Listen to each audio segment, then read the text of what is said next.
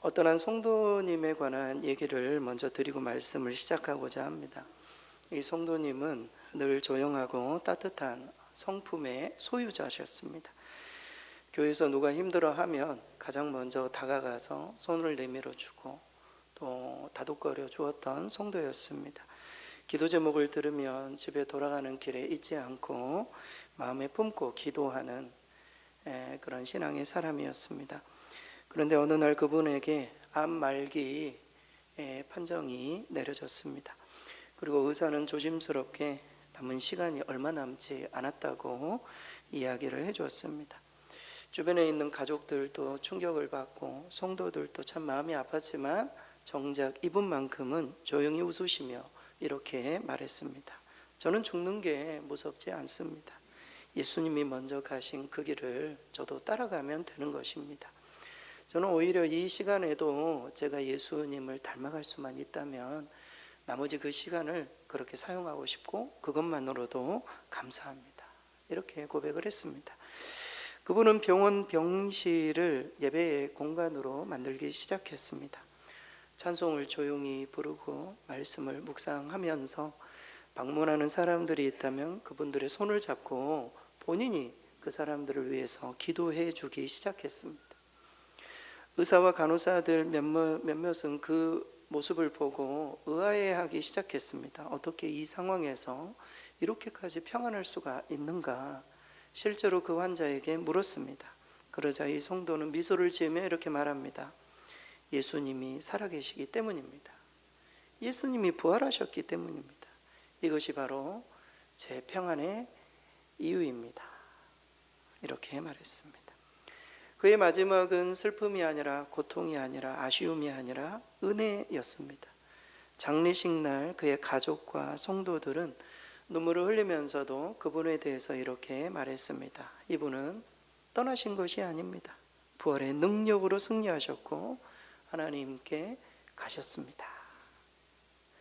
이런 장례식이 있다면 얼마나 큰 은혜가 있고 또 사람들을 하나님께로 인도할 수 있는 얼마나 놀라운 장례식이겠습니까?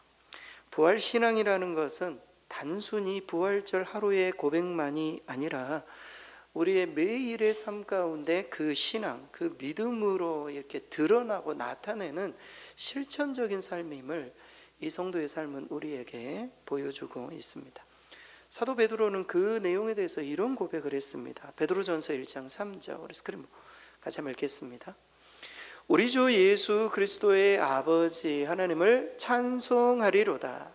그의 많으신 긍휼대로 예수 그리스도를 죽은 자 가운데서 부활하게 하심으로 말미암아 우리를 거듭나게 하사 산 소망이 있게 하시며, 살아있는 소망이 있게 하신 것, 우리를 거듭나게 하시고 그 부활의 능력으로 우리가 살아있는 소망으로 세상을 살아갈 수 있는 그 능력을 부활하신 주님께서 허락하셨다. 이런 고백입니다.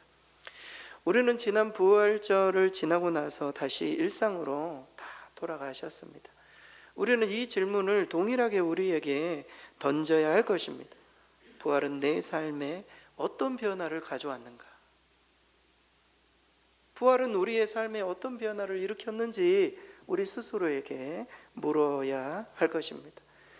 오늘 본문 골로새서 3장 12절에서 14절 이 말씀은 부활의 은혜를 입은 사람들이 어떻게 살아가야 하는지를 아주 구체적으로 우리에게 보여주고 있습니다. 사실 골로새서 3장의 내용은 부활에서부터 시작을 합니다.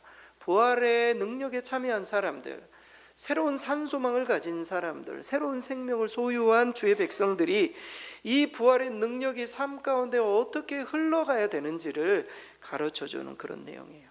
세 가지 단어를 먼저 소개해주고 싶어요.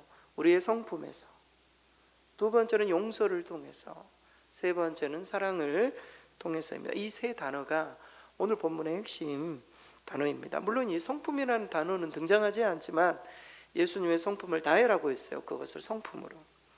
제가 미리 결론부터 말씀을 드리자면 부활의 은혜를 입은 사람들은 우선 성품으로 시작을 해야 돼요. 예수님의 성품으로 옷을 입어야 된다라는 것입니다. 두 번째로는 용서로 나아가야 돼요. 그리스도의 성품으로 옷을 입고 내가 용서를 실천하는, 피차 용납하고 용서하는 마음으로 나아가야 돼요. 그리고 그것에 멈추어서는 안 되고 마지막으로 이 모든 것을 사랑으로 완성해야 함을 오늘 골로새서 말씀은 우리에게 보여주고 있습니다. 부활의 신앙, 그것은 우리의 성품 그리고 용서만으로 충분하지 않다라는 겁니다. 모든 것을 사랑의 띠로 묶을 때 부활 신앙이 완성될 수 있음을 성경은 말해주고 있습니다. 오늘은 이 내용을 한 가지씩 좀 살펴보기를 원합니다. 부활을 경험한 자, 부활에 참여한 우리 성도들이 앞으로 어떤 삶을 살아내야 하는지 하나씩 좀 말씀을 드리겠습니다. 먼저 부활 신앙은 우리의 성품에서 시작되어야 함을 말해주고 있습니다. 그러니까 부활하신 그리스도의 성품의 옷을 입음으로 우리가 하루하루 살아가야 함을 말해줘요. 오늘 본문의 12절이 그 내용입니다. 오늘 본문의 12절. 우리 스크린 같이 한번 읽겠습니다. 그러므로 너희는 하나님이 택하사 거룩하고 사랑받는 자처럼 긍휼과 자비와 겸손과 온유와 오래 참음을 옷 입고.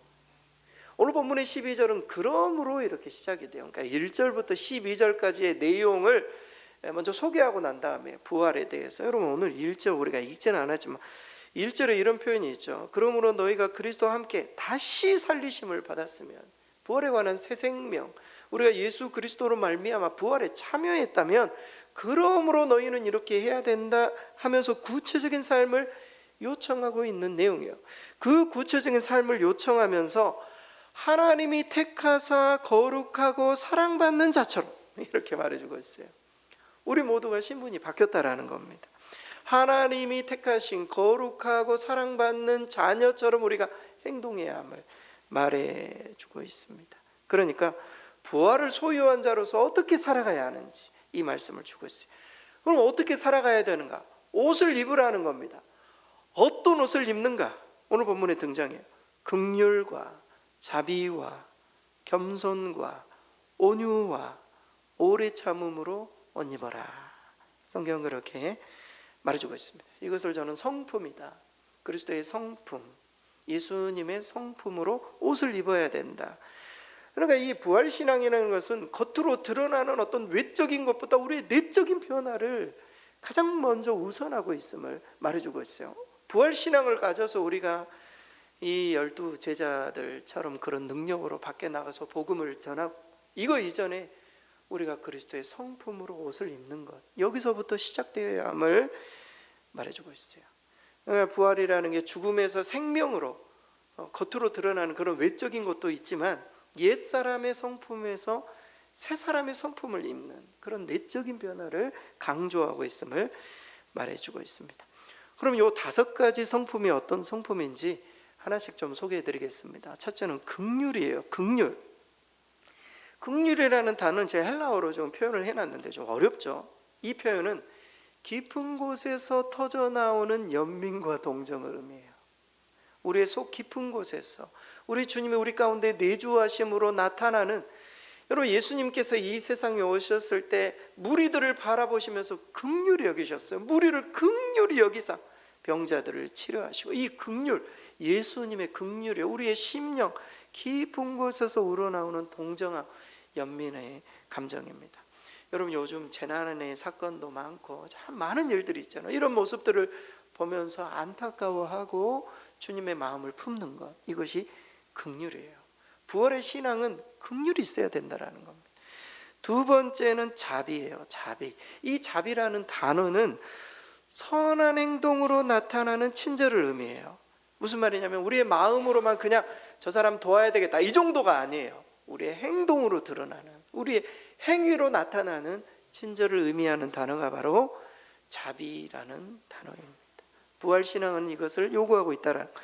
세 번째는 겸손입니다. 겸손에 많은 정의들이 있어요. 하지만 하나님과 사람 앞에서 내 위치를 아는 바른 태도예요. 하나님 앞에서 나는 누구인가, 사람들 앞에서 나는 누구인가. 사실 우리 모두는 예수 그리스도의 종이지 않습니까? 다 노예란 말이죠. 노예. 어떤 의미에서 우리가 참 예수의 종으로 살아가고 있는지 그런 태도, 이 모든 것들이 바로 겸손. 부활신앙은 이것을 요구한다는 거예요. 네 번째는 온유예요. 온유.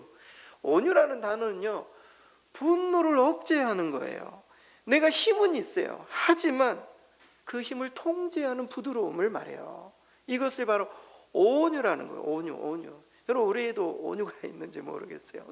내가 그냥 있는 분노는 다 쏟아내며 살아가는 것은 부활 신앙의 삶이 아니라는 거예요. 이것을 통제할 수 있고 조절할 수 있는 능력이 바로 온유입니다. 마지막은 오래 참음이에요. 쉽게 화내지 않는 것. 시간이 오래 걸려도 견뎌주고 인내해주는 성품. 이것은 사람에 대해서 그래요. 이 오래 참음이라는 것은 사람에 대한 거예요. 내가 추운데 그냥 추위를 오래 참, 그런 단어가 아니에요. 사람에 대해서 오래 참는 그런 부분이 요 5가지. 우리가 예수 그리스도의 부활에 참여한, 우리가 부활의 삶을 살아내려면 이 5가지의 성품의 옷을 입어야 된다라는 거예요. 여러분, 오늘 어떤 옷을 입고 오셨습니까?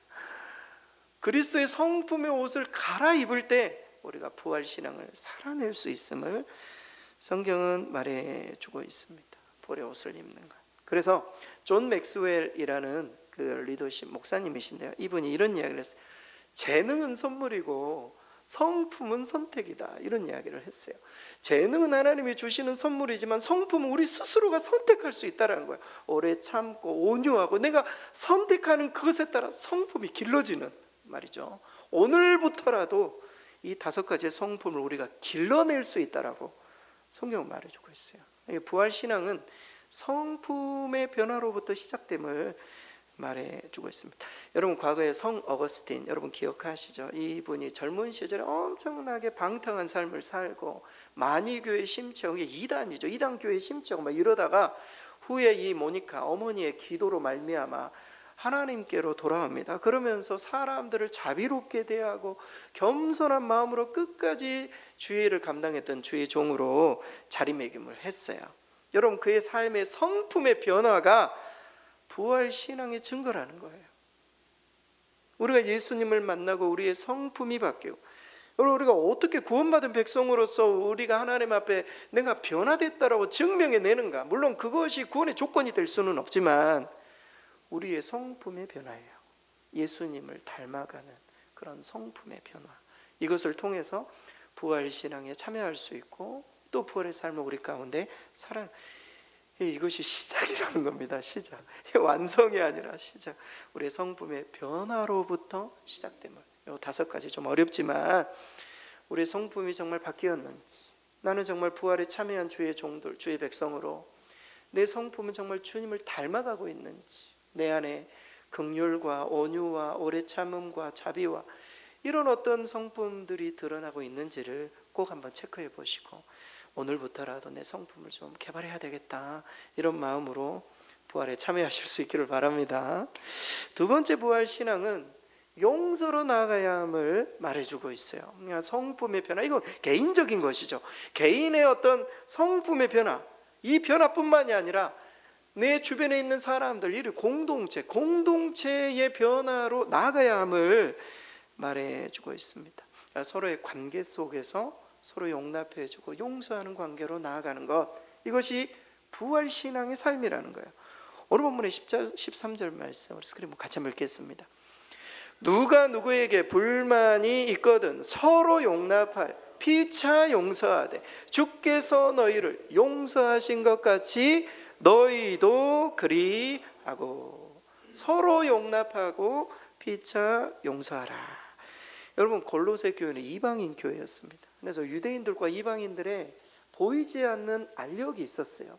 갈등이 있었단 말이죠. 여러분, 우리 다 또 대한민국 백성들이고 이렇게 해도 얼마나 중간중간마다 사람의 생각이 다르고 이런 약간의 긴장이 있습니까? 하지만 이게 민족이 다른 사람들이 모여가지고 교회 안에서 예배를 드리니 사람들이 과거에 섬겼던 우상들 다 가지고 데리고 와가지고 예배를 드린단 말이죠. 얼마나 큰 갈등들이 있었겠습니까? 이런 갈등들 속에 사도 바울이 계속 이야기하는 게 서로 용납해달라는, 서로 용서라는 겁니다. 그래서 개인적인 차원의 어떤 성품을 넘어서 공동체적으로 부활 신앙을 살아내야 한다, 이 부분을 강조하고 있습니다.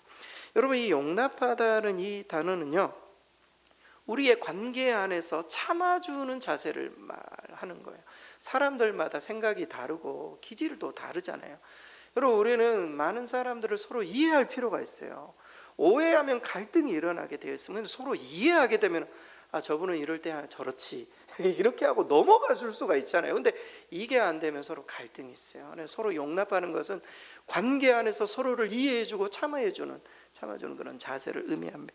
두 번째는 용서하다. 이 단어는요, 죄를 덮어주다라는 단어예요. 용서하다라는 것은, 그러니까 죄를 덮어주고 하나님의 놀라운 은혜를 힘입어서 죄를 덮어주고 잘못된 것들을 좀 넘어가주고 이것을 관대하게 대하는 그런 태도가 바로 용서입니다. 그런데 이 용납과 용서의 기준이 무엇인가? 내가 아니라는 거예요. 그리스도께서 우리를 용서하셨듯 우리도 용납하고 용서를 실천해야 함을 성경은 말해주고 있습니다. 예수님의 용서가 기준이에요. 그러니까 저와 여러분은 예수님의 한량없는 용서를 체험해야 돼요.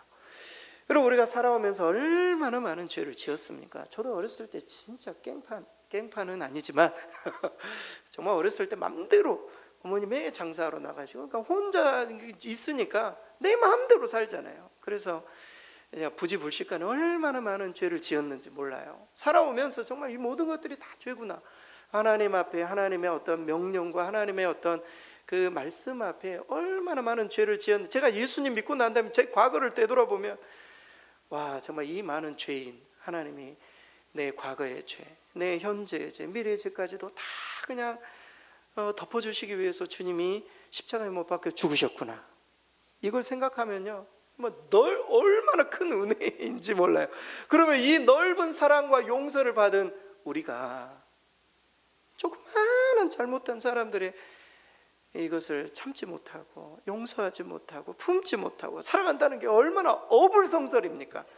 정말 우리가 이 용서의 기준은 예수님이 우리를 얼마나 용서하셨는가, 이것을 정말 깊이 깨달아야 돼요. 이것이 깨달아지지 않으면 사람들을 용서하기가 힘듭니다. 여러분, 우리의 힘과 능력으로는 절대 용서할 수 없어요. 주님의 용서가 우리를 덮어줘야 용서가 가능합니다. 따라서 그런 의미에서 이 공동체, 교회도 마찬가지고 가정도 마찬가지고 우리 일터, 이 모든 공동체는 상처가 없는 곳이 아니에요. 항상 상처는, 사람들 만나는 곳에는 반드시 상처가 있어요. 공동체는 상처는 있지만 용서가 끊임없이 흘러야 유지가 되는 거예요. 가정도 마찬가지, 직장도 마찬가지. 우리의 모든 관계 속에 용서가 없으면 이제는 그냥 등 돌리고 사는 거예요. 살고 있지만 사실 사는 게 아니죠. 우리가 그렇게 살아서는 안 될 것입니다. 부활의 신앙이라는 것은 서로 이렇게 등을 돌리지 말고 항상 상처는 상존한다. 그 안에서 서로 용납해주고 용서해주고 이해해주고 품어주고, 그렇게 해야 공동체가 이것을 싸매고 나아갈 수 있는 것이죠. 이게 부활 신앙의 핵심이라는 겁니다. 피차 용납하고 서로 용서하는 관계를 맺고 살아가는 것. 주님의 십자가적 사랑으로 아무튼 우리를 사랑한 그 용서의 깊이를 이해할 때 용서를 실천해요. 바울의 또 다른 용서에 관한 권면이 있습니다. 에베소서 4장 32절, 우리 스크린 같이 한번 읽겠습니다. 서로 친절하게 하며 불쌍히 여기며 서로 용서하기를 하나님이 그리스도 안에서 너희를 용서하심 같이 하라. 부활의 삶을 살아낸다라는 것은 다른 게 아니에요. 용서를 실천하는, 그리스도의 용서를 힘입어서 실천하는. 사랑하는 성도 여러분, 용서는 정말 힘듭니다. 용서는 너무너무 어려워요. 우리의 어떤 기질과 성향상 용서는 가능하지 않아요. 하지만 실제 내가 직접 용서를 체험할 때 그게 가능해요. 내가 엄청난 빚을 졌다든지 아니면 내가 엄청난 잘못을 했는데 어느 누군가가 내 빚을 탕감해주고 내 잘못을 그냥 다 없애주는 그 엄청난 사랑을 받았을 때 그것을 기억하면서 나도 용서해야지, 이 정도 가지고 내 마음 아파하지 말아야지, 이런 마음을 갖는 것이지 전혀 그것이 없이 그냥 내가 용서해야 돼, 이게 안 되는 겁니다. 그래서 마하트마 간디가 용서에 관해서 이런 이야기를 했습니다. 용서는 강한 사람만이 할 수 있는 일이다. 약한 사람은 원수를 갚으려 한다. 여러분, 우리가 성령 안에서 심령이 강해져야 됩니다. 그래야 그냥 아이고 저 인간 넘어가 줄 수 있는 거예요. 이게 내가 그 말이죠. 그리스도의 사랑과 은혜로 그냥 온전하게 덮어지지 않으면 용서를 실천할 수 없어요. 부활의 능력으로 강한 심령으로 우리 모두가 용서를 실천할 수 있도록 하나님에게 그런 어떤 마음에 그냥 영역을 달라고 하나님 앞에 기도해야 돼요. C.S. 루이스도 이런 이야기를 했습니다. 용서를 통해 우리는 과거를 떠나 미래로 나아갈 수 있다. 용서하지 않으면 계속 과거에 매여 있는 거예요. 과거에 매여서 그 상처, 그 아픔, 용서하지, 관계를 해결하지 못하니까 계속 과거에 매여서 마음 아파하고 그러다가 더 좋은 미래가 열려 있음에도 그 미래의 선물을 받지 못하고 과거에 매여 사는, 여러분 정말 이 용서하지 못하면 이 다리를 건널 수가 없어요. 용서를 실천해야 됩니다. 한 가정의 이야기입니다. 상속의 문제로 가족 간에 막 오랜 갈등, 서로 막 싸우고 등을 돌린 형제들이 있었습니다. 부모님이 이제는 다 돌아가셨어요. 부모님은 형제들이 화해하는 것을 보지 못하고 돌아가신 거예요.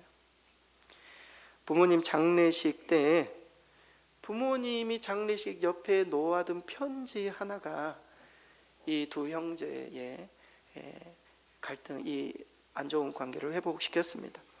어머니의 편지는 이렇게 적혀 있었습니다. 내 사랑하는 아들들아, 재산보다 중요한 것은 너희가 함께 웃던 그 시간들이다. 서로를 용서하고 다시 손을 잡아다오. 그게 너희 아버지 그리고 나의 마지막 소원이란다.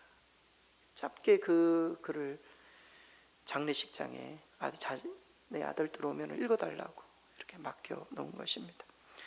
그 글을 읽는 순간 이 두 형제는 과거에 좋았던 기억들이 떠올랐다라는 거예요. 과거에 어렸을 때 그렇게 재미있게 놀던 그런 시절들, 어렸을 때 힘이 되어줬던 그런 시절들이 이 편지 하나로 갑자기 떠오른 거예요. 그래 서툴지만 형이 먼저 손을 내밀었습니다.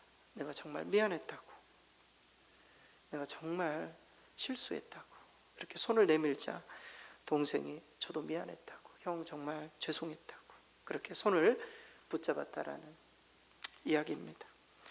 그들은 과거를 모두 지운 것은 아니에요. 하지만 용서로 인해서 새로운 미래를 열 수 있는 열쇠를 지게 된 것입니다. 사랑하는 성도 여러분, 여기 안에서도 가족들 간에, 친지들 간에, 아니면 가장 가까운 어떤 동료들 간에 내가 저 인간만큼은 내가 절대 용서하지 않으리라.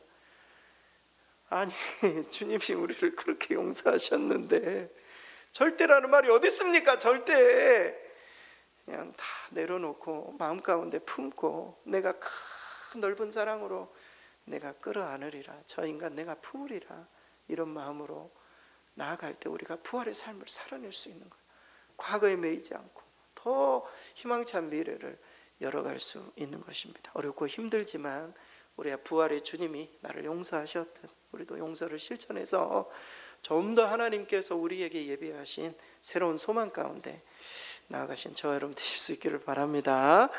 마지막 부활 신앙은 사랑으로 완성되는 신앙임을 우리에게 보여주고 있습니다. 개인의 성품의 변화, 여기에서 그치지 않고 또 사람들과의 용서, 용납, 실천에 머물지 않고 사랑으로 모든 것들을 끌어안아야 함을 말해주고 있습니다. 오늘 본문의 14절 마지막으로 함께 읽습니다. 이 모든 것 위에 사랑을 더하라. 이는 온전하게 매는 띠니라. 이 모든 것 위에 사랑을 더하라. 사랑으로 이것을 끌어안아야 된다라는 거예요. 이 모든 것들이 사랑이 없으면 안 된다는 거예요. 내 성품에 관련된 것들도 주님을 향한 사랑이 있어야 내 성품이 개발이 되지. 주님을 향한 사랑이 없이 용서하고 용납하고 우리가 말만 그렇게 하고 전혀 사랑이 없으면 상대방이 압니다. 진짜 사랑을 가지고 사람들을 대하고 이렇게 해야 함을 말해주고 있어요. 결국 부활 신앙은 앞선 성품의 변화, 용서의 실천만으로 충분하지 않고 모든 것 위에 사랑을 더하는 것으로 완성된다. 그래서 우리 주님께서 제자들에게 이런 말씀을 주셨어요. 요한복음 13장 35절 스크린 같이 한번 읽겠습니다. 너희가 서로 사랑하면 이로써 모든 사람이 너희가 내 제자인 줄 알리라. 우리가 서로 사랑하면 주변의 사람들이 보게 된다는 거예요.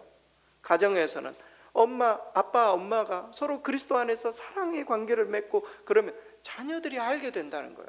우리 성도들이 그리스도 안에서 서로 그냥 뭘 못 줘서 못 주는 그런 마음으로 서로 아끼고 사랑해주면 주변의 사람들이 보고 배운다라는 거예요. 사람들이 예수 믿는 사람들은 다르네.